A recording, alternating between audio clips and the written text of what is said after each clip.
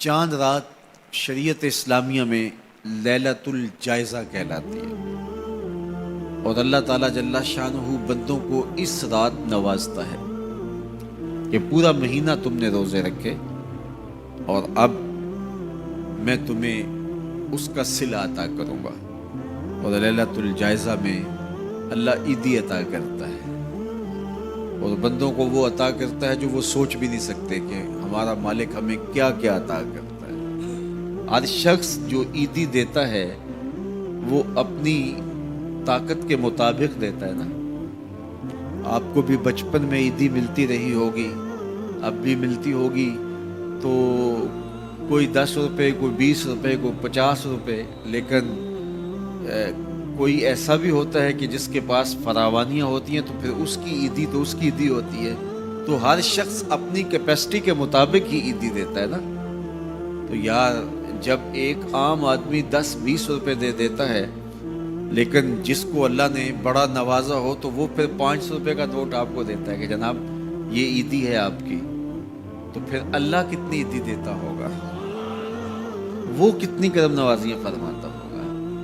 تو یار جب عیدی لینے کا وقت ہو، اس دن ہم بازار میں ہوں، جب عیدی لینے کا وقت، کچھ لوگ اپنے سارے کام اور ساری خریداری چاند رات کے اوپر چھوڑتے ہیں کہ اس رات کو ہم بازار جائیں گے۔ کچھ لوگوں کو شوق ہوتا ہے اس رات بازار جانے کا، حالانکہ بازار شر الاماکن، بری جگہ، سب سے بہتر جگہیں اللہ کے گھر مسجدیں ہیں اور سب سے بدترین جگہیں بازار ہیں۔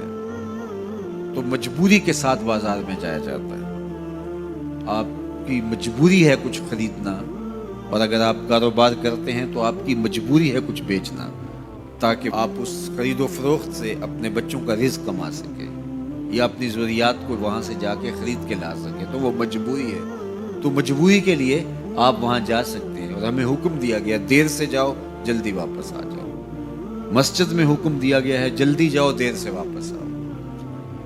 اور ہمیں پتہ ہے کہ چاند رات کو رش کتنا ہوتا ہے، اور ہم اسی وقت کے لیے سارے کام چھوڑے ہوں جبکہ کندھے سے کندھا چھو رہا ہوتا ہے اور مرد و زن کا اختلاط بھی وہاں ہوتا ہے، تو پھر اپنے آپ کو بچانا اور اپنے آپ کو محفوظ رکھنا اور اپنی نظر کی عفت اور پاکیزگی کا خیال رکھنا کتنا مشکل ہو جائے گا۔ اپنے آپ کو آزمائش میں ہی کیوں ڈالا جائے کہ جس میں ہم پورے نہ اتر سکیں۔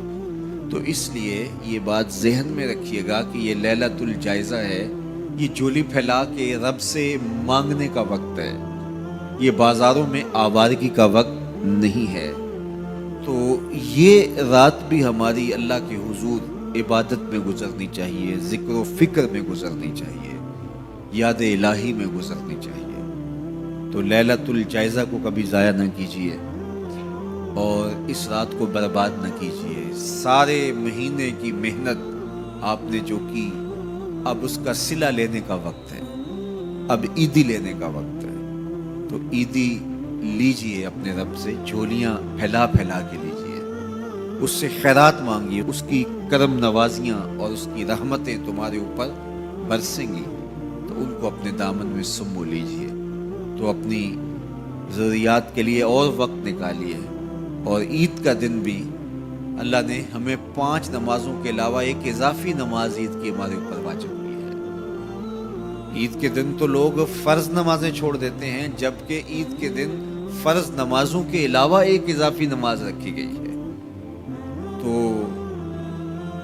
یہ ہمارا امتحان تھا، ہمارے ایک مہینے کی جو ٹریننگ ہوئی تھی، اس کے بعد آج ظہر کے وقت، آج عید کے دن فجر کے وقت، آج عصر اور مغرب کے وقت دیکھنا تھا کہ اس کا اثر ہماری روح میں کتنا اترا ہے۔